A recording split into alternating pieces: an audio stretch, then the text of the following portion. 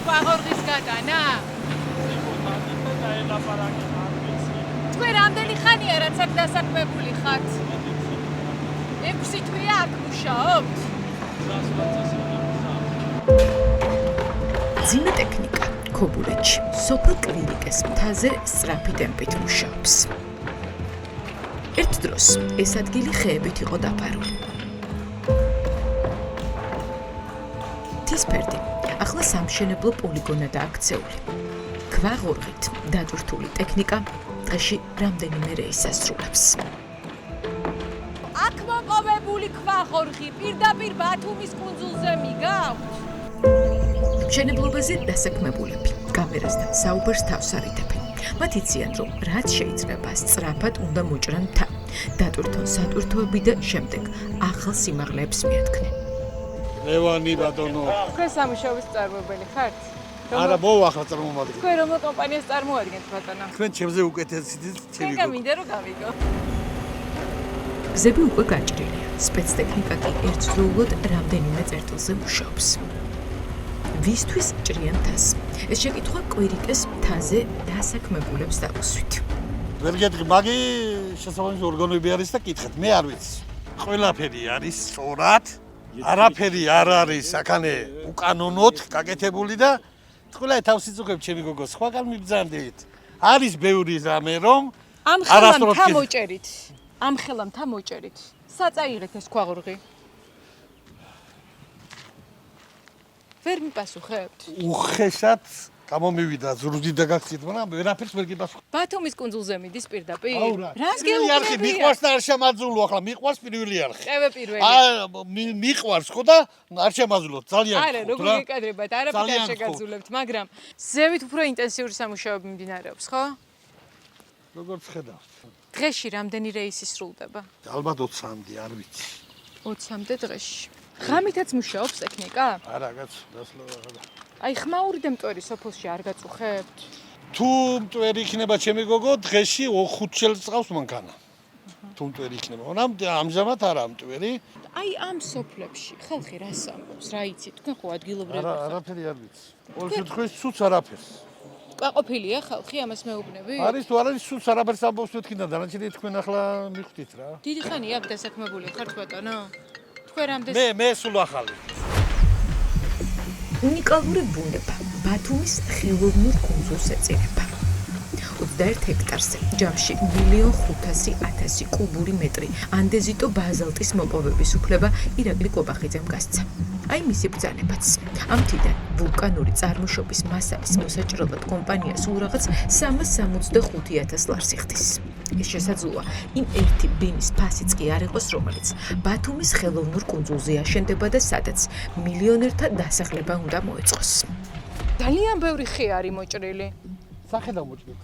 რა ვიცი, აი ეს გზა რო მოვიარეთ, სულ მოჭრილი ხეები იყო. მაგი ახლა ნებართვის ხარაში არაფერი არ ანუ თითოეული ხის მოჭრაზე გაქვთ ნებართვა, ამას მიმტკიცებთ? არ მჯერა.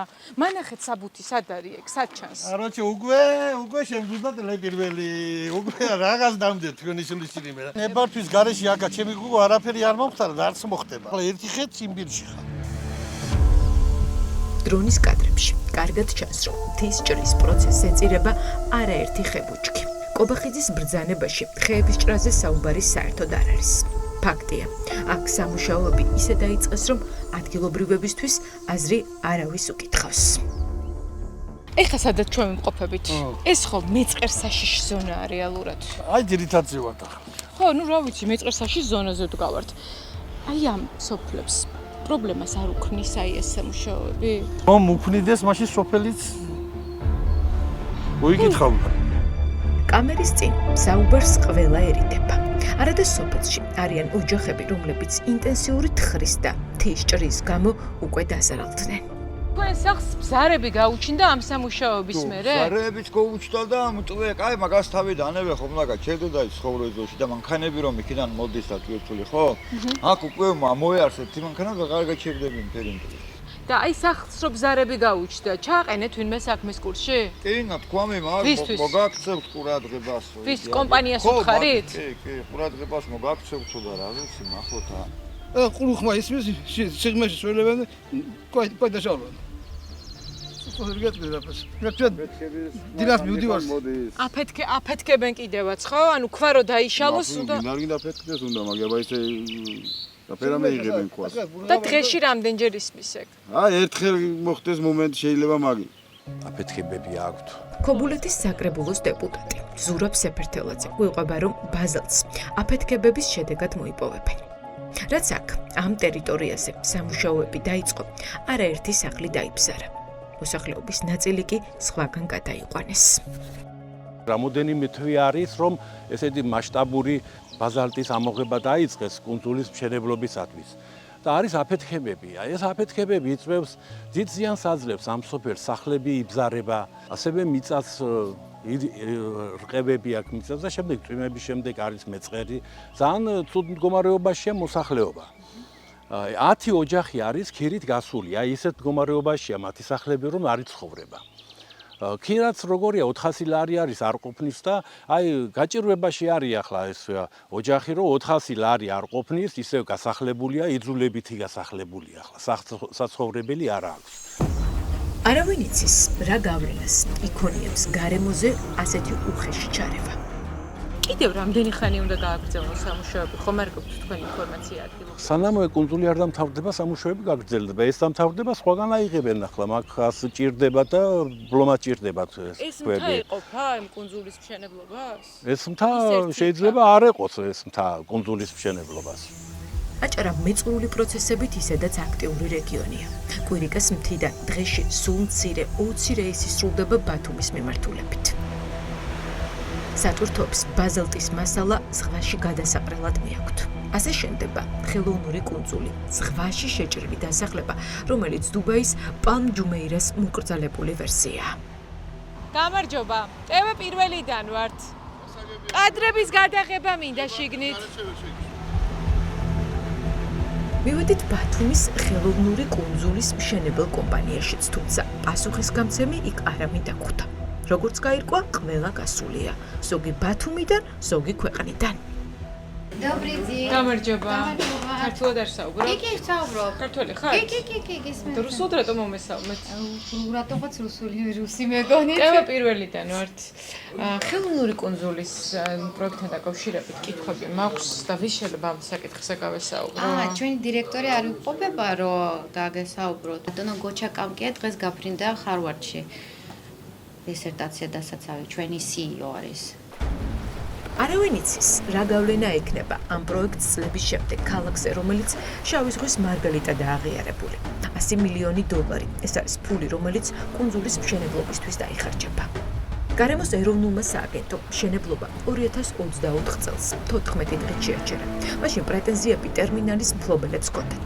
მათ დამოუკიდებელი ექსპერტიზა ჩაატარეს და დაადგინეს, რომ არხი, რომლის გავლითაც ტერმინალ 1-ში გემები შედიან, კუნძულიდან მხოლოდ 40 მეტრით იქნება დაშორებული.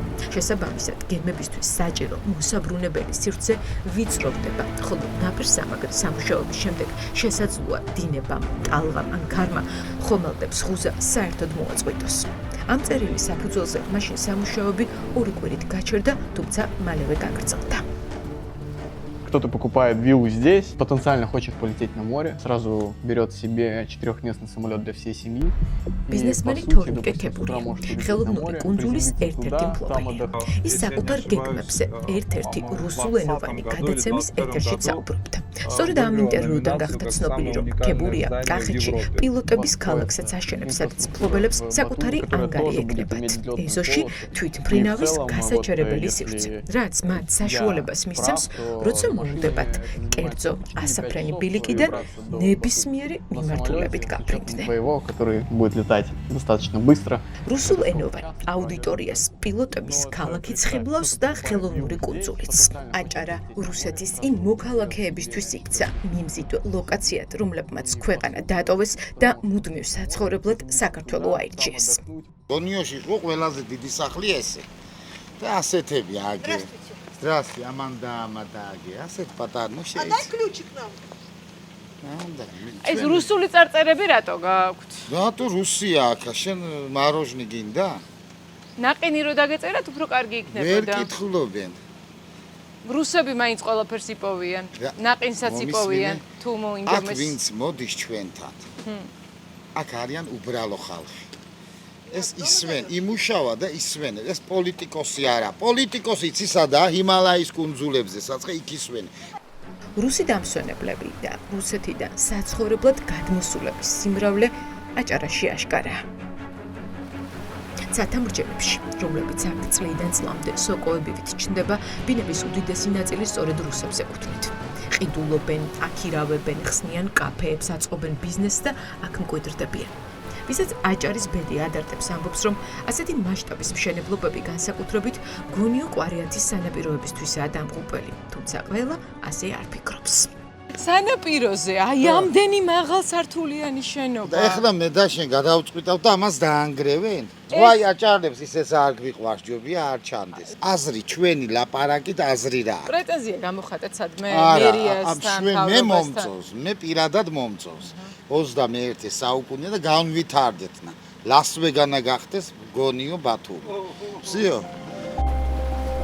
ეს გონიო სანაპიროა. თაზე შეფენილი სახლების ულამაზესი ხედები აქ მრავალსართულიანმა კორპუსებმა დაფარა. ეს არის ადგილი, სადაც მთა ზღვას ხვდება, თუმცა ახლა მათ ბუნებრივ კავშირს შორის ბეტონის საზღვარი გაჩნდა. სადაც ვიყავი და მოვიარე ქვეყნები, ყველგან არის სულ სანაპიროზე დაბალი სართულები და მე მაღდება. ჩვენთან არის სულ ყველაფერი პირიქით. ჯერ მაღლები და მე დაბლები. ადგილობრივები ამბობენ, რომ მრავალსართულიანი შენობები გონიო კვარიათის სანაპიროს ბეტონის ფარდასავით ჩამოეფარა. ამ პროექტებით დეველოპერებმა დიდი მოგება ნახეს. მშენებლობაზე დასაქმებულმა ხალხმაც რამდენიმე თვე ხელფასი აიღო, მაგრამ რა დარჩა გონიოს? ანდრე მეორე სართულიდან ჩანდა ზღვა. ახლა? ეხლა სახლები, კრიშა და არაფერი. პლაჟი დახურეს, საერთოდ დახურულია პლაჟი. რას ნიშნავს დახურული პლაჟი? მზე არ უყურებს პლაჟი. იმიტომ რომ მაღალი კორპუსები არ შენ და მზე არ უყურებს. ესე რო ვთქვა, მოკლედ გონიოს პლაჟი მკვდარია რა. 12 საათამდე მზე პლაჟი არ არის რა. და ეს ხალხი კიდევ ჩამოდის მზისთვის და ზღვისთვის. შემენ დამთავრდა. დრონის კადრებში კარგად ჩანს დაჩრდილული სანაპირო. მზის სხივებმა დილით ზღვამდე რომ მიაღწიოს, კორპუსების წინაღობა უნდა გადალახოს. ეს პროცესი აქ არ ჩერდება. ახალ-ახალი ნაგებობები სულ უფრო მეტად ცვლის იმ იერსახეს, რითაც გონიო კვარიათის ზოლი გამოირჩეოდა და რის გამოც აქ დამსვენებელი ჩადიოდა. ივანიშვილის მმართველობის 14 წლის განმავლობაში განადგურებულია გონიოს ის ტერიტორია, უნიკალური ტერიტორია, კვარიათის ის ტერიტორია, საზღვაო ინფრასტრუქტურა, რომელსაც შანსი ჰქონდა, რომ ყოფილიყო იტალიის სანაპიროების მსგავსი, თუმცა დღეს არის ბეტონის ჯუნგლები, ფარდა, რომელიც ფარავს უნიკალურ მთებს, რომელიც პირდაპირ საზღვაო ნაწილს ესაზღვრება, ეს გამოიწვია ივანიშვილის მხრიდან სიხარბემ, ფულის სიყვარულმა და იმ ძალადობამ, რაც გამოხატულია ძალადობაში ზოგადად გარემოზე, ბუნებაზე, დასახლებაზე, ადგილობრივ მოსახლეობაზე. მაშინ, როცა მსოფლიოს ცნობილი კურორტები ტურისტებს სწორედ ზღვის და მთის ხელშეუხებელი ხედებით იზიდავს. ჩვენთან ეს უნიკალური ლანდშაფტი ნელ-ნელა ქრება. დეველოპერების მოგებას ეწირება ის, რაც ვეღარ აღდგება. ამიტომ ეს სანაპირო იმ კურორტების არქიტექტურულ ბიჟუტერიას ემსგავსება, სადაც უზარმაზარი კორპუსები სივრცეს აქრობს ნაცვლად იმისა, რომ აქ მაღალი კლასის ეკომეგობრული ინფრასტრუქტურა შენდებოდეს. მარტო მაგალითად გონიოს დასახლებაში 24 ჰექტარი აქვს შეძენილი ჩხარტიშვილის, ვანო ჩხარტიშვილის ოჯახს. ეს ყველაფერი ნიშნავს იმას, რომ იქ გავერანდება, გაუბედურდება და ყველაფერი დავა მხოლოდ სწრაფად ფულის შეუნაზე, რაც გაანადგურებს საერთოდ გონიოს განვითარების პერსპექტივას და საერთოდ შესაძლებლობებს. ვანო ჩხარტიშვილი, ერთადერთი მილიონერი არ არის ვის ხელშიც გონიოს მთების ნაწილია. ცათამბჯენების ცნობილი მშენებელი კომპანიის ალიანს ჯგუფის მენეჯერები პირდაპირ გონიოს ბულვარში კერძო დასახლებას აშენებენ. ეს არის მდიდრების დასახლება? ვისი სახლებია ხომ არ იცით? არ გაქვთ ინფორმაცია? დიდრების დასახლება. ასე იცის ყველა ადგილი გონიოში, სადაც ბულვარის გასწვრივ კერძო ვილები შენდება. ნაგებობებსა და სანაპიროს შორის გამწვანებული ზოლია, რომელიც მუნიციპალიტეტს და აჭარის ეკონომიკის სამინისტროს ეკუთვნის, თუმცა ისიც ახლა შემოღობილია. საჯარო რეესტრის ამონაწერში, რომელიც 2026 წლის 10 ივნისით თარიღდება, არაფერი წერია იმაზე, რომ ეს გამწვანებული ზოლი ვინმეს მიყიდეს ან დროებით სარგებლობაში გადასცეს, თუმცა აქ შესვლას მაინც გვიკრძალავენ. აგი კერძო არის. კერძოა, ხო და მითხარით ამისახელეთ, აი ეს სახლი ვისია, მაინტერესებს. არ ვიცი, ვერ გეტყვი. როგორ არ იცით, ბატონო, ამ ხელასახლი ააშენეს და არ იცით ვისია, ვინ იშენებს? არ მოდის ხოლმე ამის ანახავად? მე არ შევხვეჭი. ვის ეკუთვნის ვილები? პირდაპირ ზღვის პირას. ყველაზე დიდი ვილის მფლობელი ალიას ჯგუფის დამფუძნებლის თემურ ბიწაძის მეუღლე მედეა ბოჭორიშვილია. შემდეგი სახლი ბიწაძის შვილს ეკუთვნის. აქვეა დავით ბალაძის სახლიც, რომელიც თორნიკე რიჟვაძის დისკმარია. ბალაძე აჭარის ეკონომიკის მინისტრი იყო, ახლა კი სამშენებლო კომპანია ალიანსის ერთ-ერთი ხელმძღვანელია. თქვენ ხომ არ იცით, ვის სახლებს აშენებენ? ცოტა ისეთი მაყუთიანი ხარ. მაყუთიანის და ვინ არიან? სახელი და გვარები არ ვიცით? გონიოში მოქალაქეები ამბობენ, რომ ამ ვილების რეალურ მფლობელებს შორის ქართული ოცნების ჩინოვნიკები არიან. დოკუმენტებში ეს ჯერ არ ჩანს. გამონაკლისია მმართველი პარტიის ყოფილი დეპუტატი ზაქარია კუცნაშვილი. ის ერთ-ერთი ვილის თანამესაკუთრეა. ჩემი აზრით ძველი გონი უფრო ლამაზი იყო. კი, არ არის. მამა ჩემი ცოცხალი იყო, მოკვდა. რა ვქნა, გავაცოცხლე.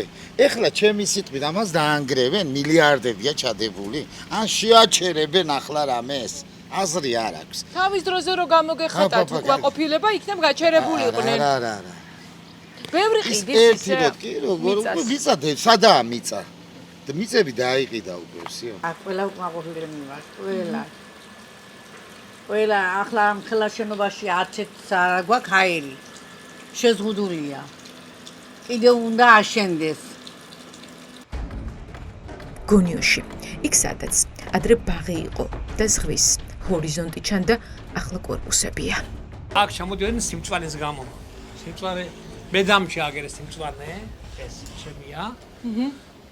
ამის იგივე ბაღი იყო. იქეთ კიდე ბაღი იყო ამ ადგილას და ახლა კორპუსი. მაგ იყო სანერგე იყო, აღარ სანერგე დარჩა, აღარ წარფელი აღარ დარჩა. ადგილობრივებთან კომუნიკაციისას თვალშისაცემია სიფრთხილე. ტოტალური შიშის ეფექტი აჭარეში მუშაობისას ყოველ ნაბიჯზე იგრძნობა. ვიცი, სადმე დარჩა თავისუფალი ადგილი? რა ვიცი, ჩვენ ვინ გვეკითხება? ჩვენ ისიც არ შეგვეკითხეს სეზონზე რომ მუშაობენ. რაზე მუშაობენ? სეზონი რომა ტურისტული მაინც ერახუნებიან, მაგასაც არ ითვალისწინებენ. ერთი წუთი შეგიძლია გამოხვიდეთ? არა, მე ახლა შაილის-თავი არ მოვხდი. ასეთია მოსახლეობის ნაწილის განწყობა. თითქოს ხალხი ჩაგვრასაც შეეგუა და უსამართლობასაც. თუმცა არიან ისეთებიც, ვინც ფიქრობს, რომ თუ რამე არ მოგწონს, უნდა გააპროტესტო. მათ შორის მთასა და სანაპიროს შორის ბეტონის ფარდის ჩამოფარებაც. სააკაშვილის დროს ახლა 3 სართული იყო დართული, ან ხედავ, აგერ 20 სართულიანი აშენა. ვერ ხედავ, იგე ახლა 12 სართულიანი შენდება, მაგერ სახლის შემოსასვლელთან აგერა. ამას უყურებ. ახლა შემოვიდა 315 წლის ისტორია რომ გაქვს, ლაზები ვარ ჩვენ. მართლა. ჰაერი არ ამოდის, ჰაერი. მეტებზე კაცი. და მე მიშლიან აქ. რას გიშლია? რატო ნაები არ უნდა იყოს? ნავები არ დააყენეთო? რატო? ხო. ისტორიულია. მეტევზები დააგინე. ახლა სადაა? აჭარის მთავრობის ყოფილმა მეთაურმა, რომელიც ახლა შინაგან საქმეთა მინისტრია, გონიო კვარიათის სანაპიროზე კაფეები და მაღაზიები მოაკრია. ოფიციალური მიზეზი იერსახის დამახინჯება იყო, თუმცა რა შეიძლება იმალებოდეს ამ გადაწყვეტილების მიღმა, რთული გამოსაცნობი არ არის. ყველა ახალი კორპუსის რეკლამა იუწყება, რომ მათ აქვთ კერძო პლაჟი, ანუ ადგილი, სადაც მაცხოვრებლების გარდა სხვა ვერ აღიშვება. დოკუმენტებით ეს ასე არ არის. მაშინ როგორ ახერხებენ დეველოპერები საჯარო სივრცეების მითვისებას? პასუხების მისაღებად ბათუმის მერიაში მივედით. უნიზებს არა, სულე. ტელეფონის ნომერი. რა ღონისძიებებზე არიან? 2 საათია და შენობაში არავინ არ არის? გასულია როგორც. ყველა გასულია ბატონო? უშუალოდ მაგ პროექტების თემაზე რაც თქვენ სართმოსულები მაქინა გამომდინარე. ვაშინებთ, ხომ არ ვაგრებთ. ეს არის უმეტეს შემთხვევაში ქართული ოცნების სტანდარტული შაბლონური პასუხი ნებისმიერ კრიტიკაზე. თუმცა ამგვარი ეგრეთ წოდებული შენების მიღმა შავი ზღვის მარგალიტის ნგრევის შეუქცევადი პროცესი დგას. კორპუსებში ბინები იყიდება. სხვადასხვა მონაცემებით მყიდველთა მინიმუმ 30% უცხოელია და რა რჩება ამით ბათუმს. ერთმანეთის მსგავსი უსახო შუშის და ბეტონის კონსტრუქციები, რომელთა ანალოგები მსოფლიოს ნებისმიერ წერტილში შეგვხვდებათ. ხოლო ის უნიკალურობა, რაც ამ პატარა სამსხვილო ბაბებს გამორჩეულს ხდიდა, სამუდამოდ იშლება.